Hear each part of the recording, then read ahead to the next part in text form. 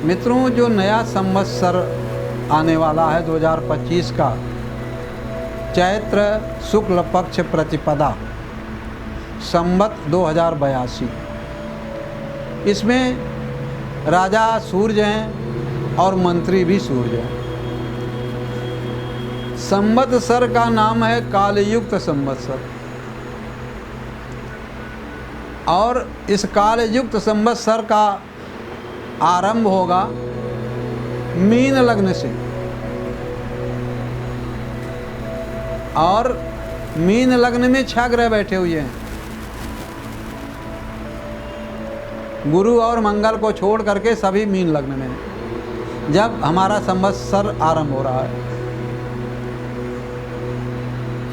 और सीधे सामने केतु हैं। केतु जो है ये गुरु को फॉलो करते हैं तो राक्षस, लेकिन गुरु को फॉलो करते हैं। तो ऐसी स्थिति में जो ये कालयुक्त संवत्सर है और 6 ग्रह केतु को देख रहे हैं, ये समय अच्छा नहीं माना जा रहा है। बाद में धीरे धीरे उसी दिन चंद्रमा भी निकल जाएंगे मीन राशि से, और भी ग्रह धीरे धीरे निकल जाएंगे, लेकिन जो शुरुआत हो रही है, जो हमारा नए संवत्सर का आरंभ है, कालयुक्त नाम संवत्सर का, इसमें इन सब ग्रहों की स्थिति है। मतलब सीधे सीधे 7 ग्रह आमने सामने हो गए। आगे जाकर के इसी संवत्सर में बृहस्पति देव भी अतिचारी हो रहे हैं,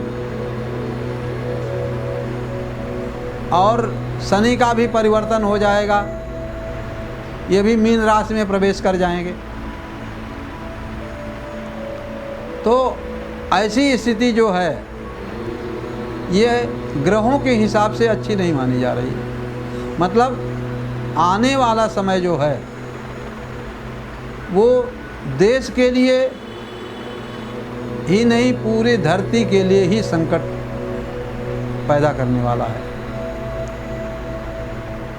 और ऐसी स्थिति जब आ रही है हमारी ग्रहों की, तो इससे बचने का उपाय क्या है? ग्रह की गति को तो रोका नहीं जा सकता है, ये सामर्थ्य किसी में नहीं है। क्योंकि त्रेता में भी जब भगवान राम का वनगमन हुआ तो बाबा गोस्वामी तुलसीदास जी ने लिखा कि अवध 7.5 जन डोली। मालूम होता है कि अयोध्या में 7.5 आ गई है।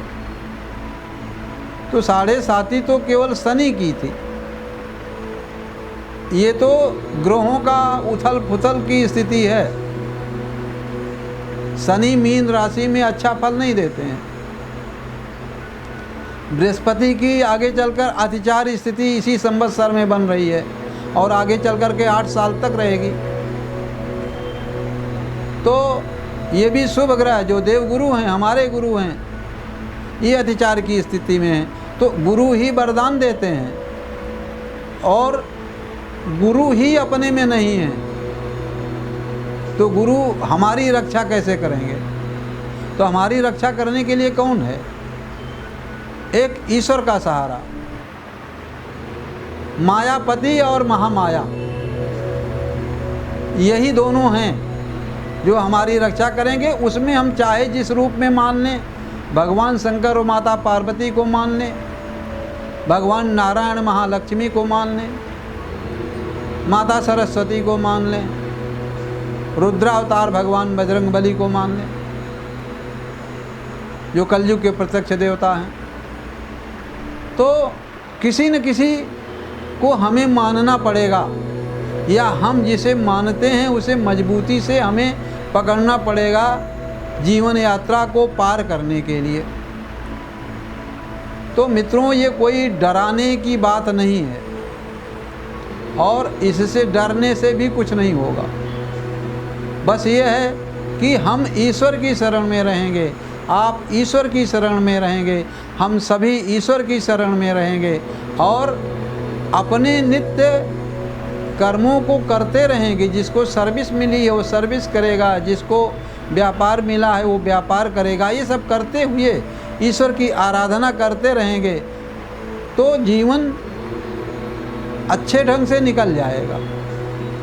तो मित्रों, मेरी सलाह ये है ग्रहों को देखते हुए कि ईश्वर की शरण में हम सभी चलें, और हम सभी ईश्वर की शरण में चलेंगे तो ईश्वर ही हमारी नाव को पार लगाएंगे।